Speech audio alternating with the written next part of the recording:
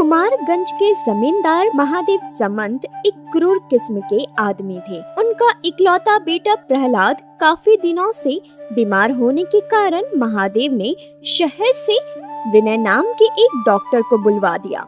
इधर डॉक्टर नदी के किनारे पहुँचे और वहाँ देखा कि वहाँ तो कोई नहीं है। वो बहुत परेशान हो गए और झुंझलाहट में उन्होंने कहा, अरे उनमें जरा सी भी जिम्मेदारी नहीं है। कितनी दूर से मैं मरीज देखने के लिए आया हूँ और यहाँ तो एक भी नाव नहीं। अब इस नदी को मैं पार कैसे करूँगा? अरे क्या हुआ है भाई साहब? और क्या होगा, मैं एक डॉक्टर हूँ। कुमारगंज के जमींदार के घर में मरीज देखने जाना था, लेकिन यहाँ तो जाने के लिए एक भी नाव नहीं है। कुमारगंज? वो तो यहाँ से बहुत ही दूर है और इस समय तो यहाँ पर नाव भी नहीं मिलती है। आप एक काम कीजिए, वापस लौट जाइए। लेकिन मरीज की हालत ठीक नहीं है, इसीलिए तो मुझे बुलाया था। अब तुम ही बताओ कि मैं मरीज को बिना देखे कैसे लौट सकता हूँ? अब यहाँ पर मैं करूँगा क्या? तो फिर कुछ देर इंतजार कीजिए, शायद वहाँ से नाव भेजी होगी उन्होंने, आपको मिल जाएगी।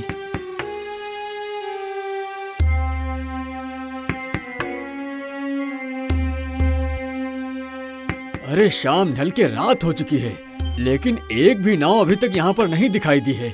नहीं, लौट जाता हूँ। आस लगाए बैठी हूँ मैं, जीवन नैया पार लगेगी।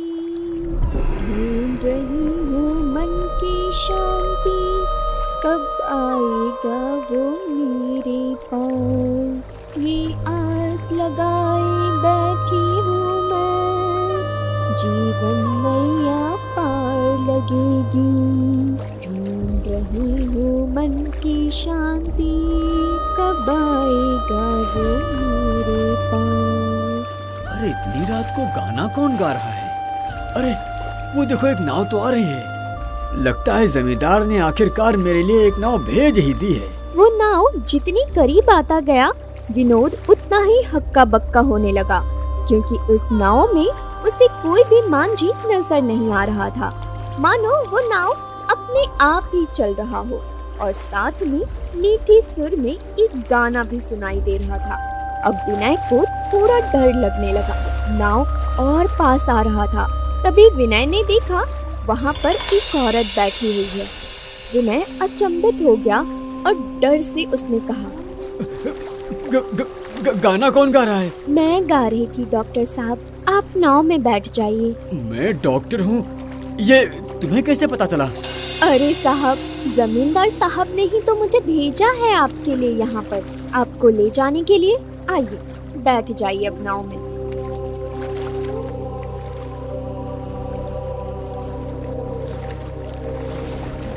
अरे वाह, इस गांव का इतना विकास हो गया है, मुझे तो पता ही नहीं था। महिलाओं को भी नाव चलानी आती है। सब नसीब का खेल है डॉक्टर साहब। मेरा एक काम अभी बाकी रह गया है, उसके पूरा हो जाने पर और यहाँ नहीं रुकूंगी मैं। काम बाकी है? कैसा काम? वो सब आप नहीं समझ पाएंगे डॉक्टर साहब। हम जैसे गरीबों के दुख को कोई भी नहीं समझ सकता है। दुख? किस बात का दुख?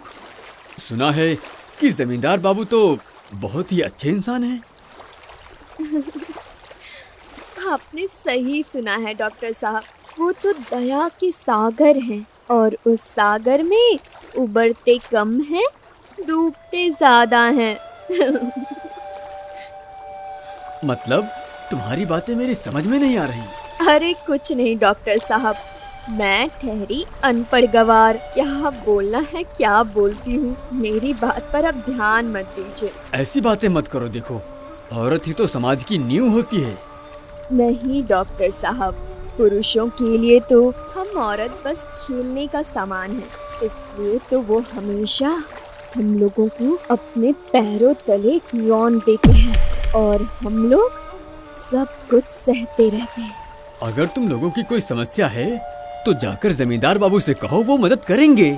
और आपकी मंजिल आ चुकी है, उतर जाइए अब। सुनो, मैं कल सुबह लौट के आऊंगा, तो मुझे नदी के उस पार उतार देना। मैं तो दिन में नाव नहीं चलाती हूँ डॉक्टर साहब, बस रात में ही मैं बाहर आती हूँ।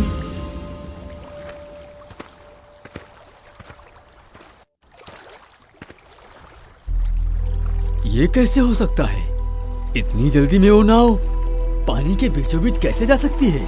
क्या आप ही शहर के डॉक्टर साहब हैं? लेकिन आप यहाँ पहुँचे कैसे? क्यों, आपके भेजे हुए नाव पर सवार होके? मैं जमींदार बाबू का नायाब हूँ, लेकिन हमने तो कोई भी नाव भेजी नहीं थी आपके लिए। हमारे माची निमाई अचानक ही बहुत बीमार पड़ गए थे, इसीलिए हम आपके लिए नाव भेज नहीं पाए थे। क्या बात कर रहे हो आप? लेकिन मैं तो उसी नाव से आया हूँ जिसे आपने भेजा था। वो देखो, वो जा रही नाव। नाव? लेकिन मुझे तो कोई नाव नहीं दिखाई दे रही है, और मैं तो ये सोच रहा हूँ कि इतनी जल्दी नाव जा कैसे सकती है। लेकिन मुझे उस नाव वाली ने कहा था कि आप लोगों ने ही नाव को भेजा है। नाव वाली? यानी एक औरत? अब क्या पता आप क्या कह रहे हैं। लगता है किसी ने मजाक किया है। आप ये सब छोड़िए, आप मेरे साथ आइए।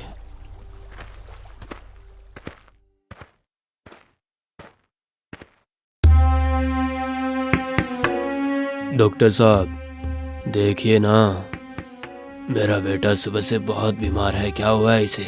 आपके बेटे को सर्दी के कारण निमोनिया हो गया है जमींदार बाबू। ऐसे कैसे हो गया? वो ठीक तो हो जाएगा ना डॉक्टर साहब? उसे कितना समय लगेगा? परेशान ना होइए जमींदार बाबू, मैंने दवाई दे दी है। थोड़ा समय लगेगा, लेकिन ठीक जरूर हो जाएगा। डॉक्टर साहब, क्या मैं फिर से बाहर खेलने जा पाऊंगा? बिल्कुल जाओगे खेलने बेटे, मैंने दवाई दी है। अब थोड़ी देर तक आराम कर लो। लक्ष्मण, लक्ष्मण, डॉक्टर साहब को उनके कमरे में लेकर जाओ, और तुम उनके खान पान का अच्छे से ध्यान रखना। ठीक है मालिक।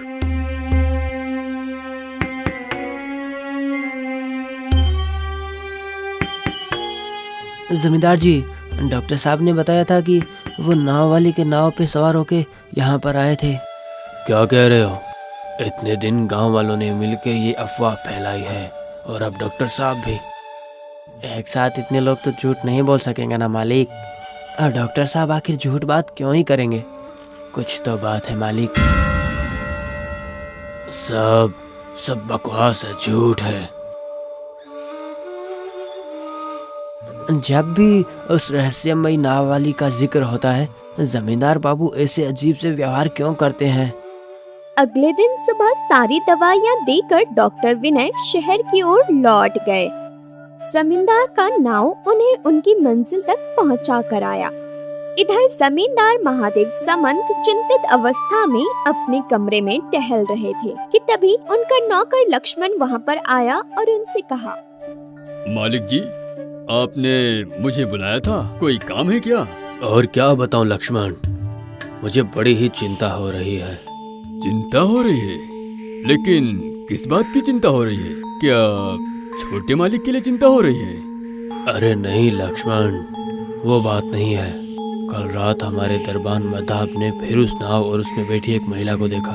अब तुम ही बताओ, इतने लोग तो झूठ नहीं है ना? अरे मालिक, माधव रात भर अफीम का नशा करता है, उसकी बातों पर विश्वास मत कीजिए। लेकिन ये डॉक्टर, ये तो अफीम नहीं लेते हैं ना? उन्होंने भी कहा कि कल एक महिला के नाव पर सवार होकर वो यहाँ आए थे। इसका मतलब ये कि वो औरत शायद अभी भी जिंदा है। वो मुझे चैन से जीने नहीं देगी लक्ष्मण।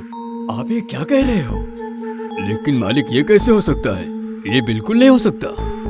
वो इंसान हो या भूत, वो मेरी इज्जत को मिट्टी में मिला देगी। वो बदनाम करने के लिए लौट आई है। शांत हो जाइए जमींदार बाबू, शांत हो जाइए। मुझे लगता है कि आप कुछ ज्यादा ही सोच रहे हैं। अब अगर आपको फिर भी चिंता हो रही है तो आप रात के समय नदी के किनारे मत जाना। तुमने ठीक कहा लक्ष्मण। नहीं, मैं फिर कभी रात के वक्त नदी किनारे नहीं जाऊंगा, कभी नहीं जाऊंगा। इसके बाद कुछ दिन बीत जाते हैं। एक दिन शाम को अचानक से जमींदार के बेटे प्रहलाद की तबीयत खराब हो जाती है। उसे सांस लेने में दिक्कत आने लगी। जमींदार बाबू दौड़ते हुए अचानक अपने बेटे के कमरे में पहुंचे और उससे पूछने लगे, ये क्या? प्रहलाद तो कुछ दिनों से ठीक ठाक ही था, अचानक उसे ये क्या हो गया है? मुझे तो कुछ समझ ही नहीं आ रहा है जी। गांव में त्योहार है, इसलिए सभी नौकर ने छुट्टी ली हुई है। पिताजी, मैं सांस नहीं ले पा रहा हूँ। माँ, मुझे बहुत तकलीफ हो रही है। माँ, मुझे तकलीफ हो रही है। पिताजी।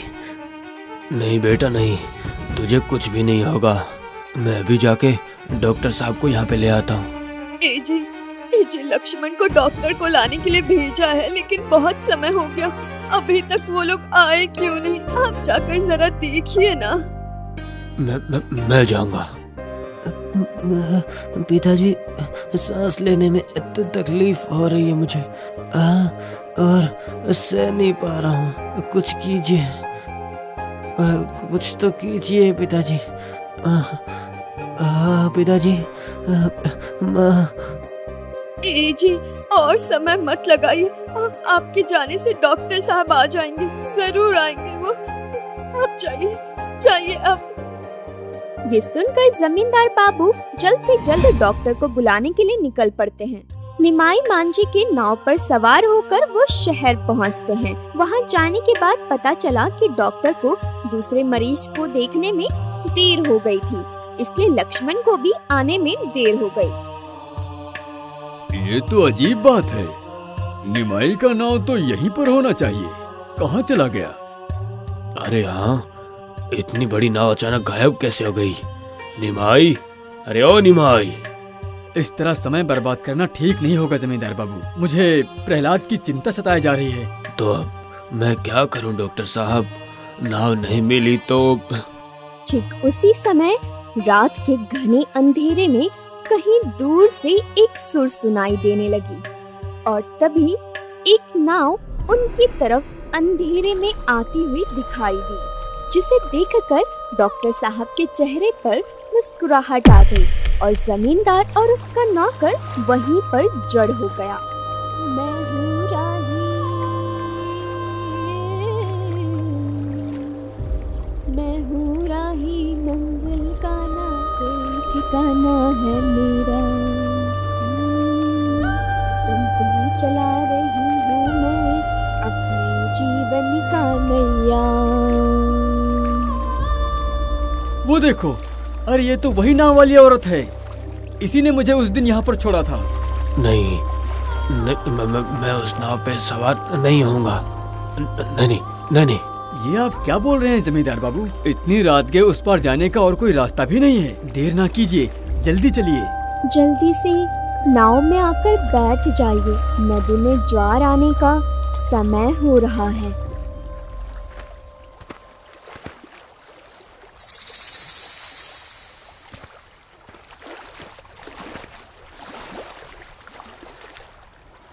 आपने बिल्कुल सही कहा था मालिक कि वो औरत मरी नहीं है, अभी भी जिंदा है। मैंने तुझसे कहा था। अब हमारा क्या होगा? घबराइए मत मालिक, हम लोगों को कुछ भी नहीं होगा। अगर इस औरत ने ज्यादा होशियारी दिखाई तो मेरा ये लठ उसे सांप की तरह डस लेगा।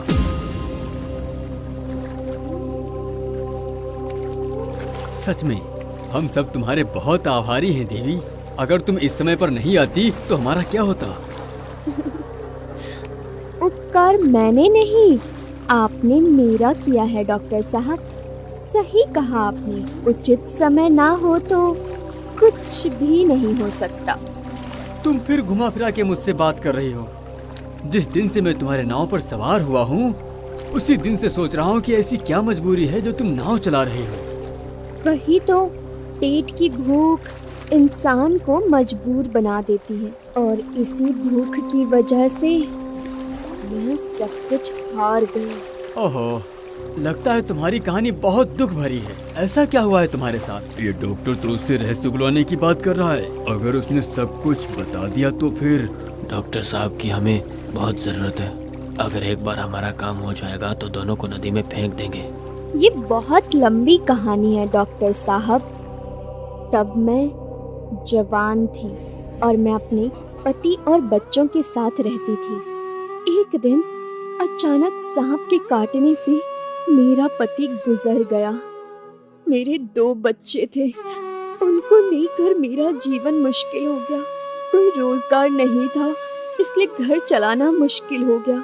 तभी एक दिन पास के गांव से जानने वाला एक व्यक्ति आकर कहा, ऐसे सर पे हाथ रखकर बैठने से क्या होगा भाभी? कार्तिक भैया तो वापस नहीं आने वाले। वो तो जानती हूँ भैया, इस दुनिया में अकेले छोड़कर वो तो चले गए हैं। अब किस तरह और क्या क्या करूं? अरे भाभी जी, मेरी बात सुनो। इस तरह से हाथ पर हाथ रख के रोने से क्या होगा? सब किस्मत का खेल है भैया। भगवान ने जब ये मुसीबत दिया है तो वही रास्ता भी देंगे।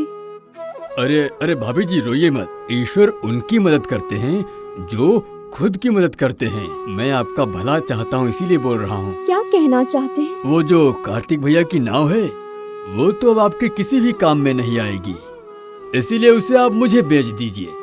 मैं आपको अच्छी रकम दूंगा। आपके कहने का क्या मतलब है? वो नाव मैं चलाऊंगी भैया। वो मेरे पति की आखिरी निशानी है, उससे मैं नहीं बेचूंगी कभी भी। क्या आप नाव चलाओगी? नाव चलाना औरतों का काम नहीं है। आपके नरम हाथ इतनी कड़ी मेहनत नहीं सह पाएंगे। मैं मछुआरे की बेटी हूँ और नाव चलाना मुझे आता है और मैं अपना काम खुद ही कर सकती हूँ भैया। अब आप जा सकते हैं, मुझे बहुत काम है। आपने ये अच्छा नहीं किया भाभी जी। औरतों के लिए इतना गुमान हानिकारक हो सकता है।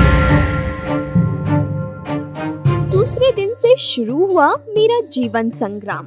घर का काम छोड़कर नाव लेकर मैं लोगों को नदी पार करवाती। कुछ लोग मेरी निंदा भी करते थे, लेकिन कुछ लोग उससे ज्यादा मुझे इज्जत भी दिया करते थे।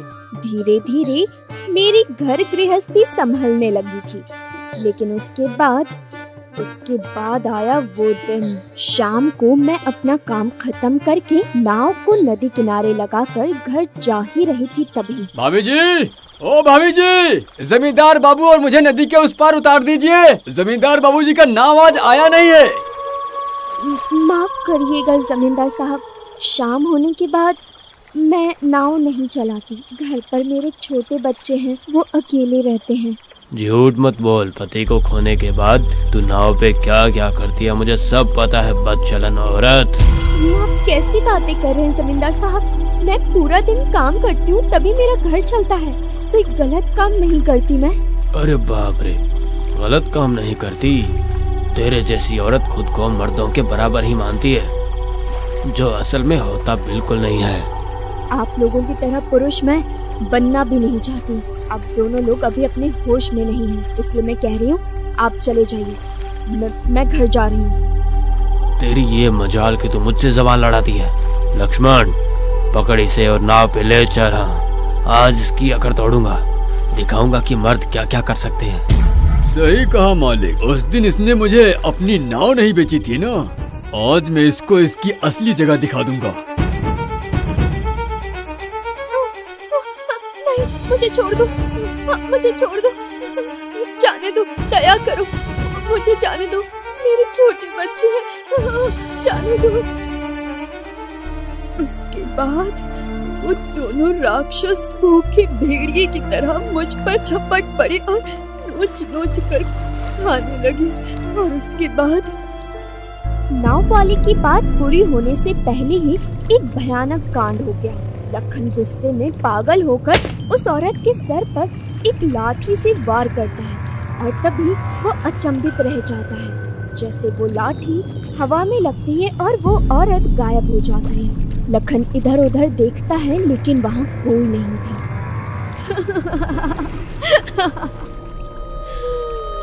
एक बार क्या फिर से मेरा खून करोगे? लेकिन मरे हुए इंसान क्या दोबारा मरते हैं? ये क्या? ये सब क्या हो रहा है? अभी थोड़ी देर पहले जिस राक्षस की कहानी सुनाई थी वो यही दोनों हैं डॉक्टर साहब। यही दोनों पशु ने मिलकर मेरा सर्वनाश कर दिया था, मेरा सब छीन लिया था। ये क्या बोल रही हो तुम? बचाओ मुझे, डॉक्टर साहब मुझे बचाइए, मुझसे बहुत बड़ी गलती हो गई है। छोड़ूंगी नहीं, नहीं छोड़ूंगी, आज तुम्हें खत्म कर दूंगी। पापी कहेंगे, इतने दिनों बाद प्रतिशोध लूंगी। नहीं नहीं नहीं, मैं अब कभी भी ऐसी गलती नहीं करूंगा। मुझे छोड़ दो, मुझे छोड़ दो। बचाओ बचाओ, हमको छोड़ दो, छोड़ दो, छोड़ दो, छोड़ दो मुझे। कभी नहीं, कभी भी नहीं।